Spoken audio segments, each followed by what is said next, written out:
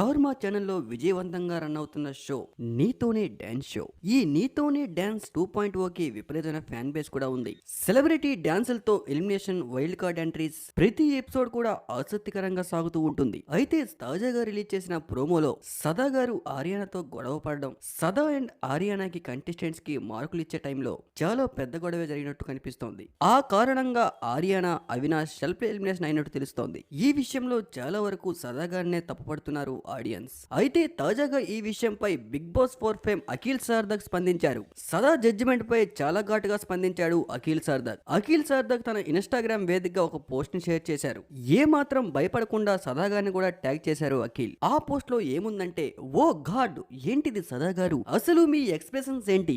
మీరు హర్యానాని ఎక్స్ప్రెషన్స్ గురించి మాట్లాడుతున్నారు, మరి మీ ఎక్స్ప్రెషన్ సంగతి ఏంటి అన్నట్లుగా సదా గారి జడ్జిమెంట్ ని కించపరిచే విధంగా అఖిల్ ఘాటుగా స్పందించారు. ఇలాంటి వరస్ట్ జడ్జిమెంట్ ని మీ నుంచి ఎప్పుడు ఎక్స్పెక్ట్ చేయలేదు సదా గారు అన్నట్లు. ఇలాంటి చిన్న చిన్న విషయాల్ని మీరు చాలా పర్సనల్ గా తీసుకుంటున్నారు.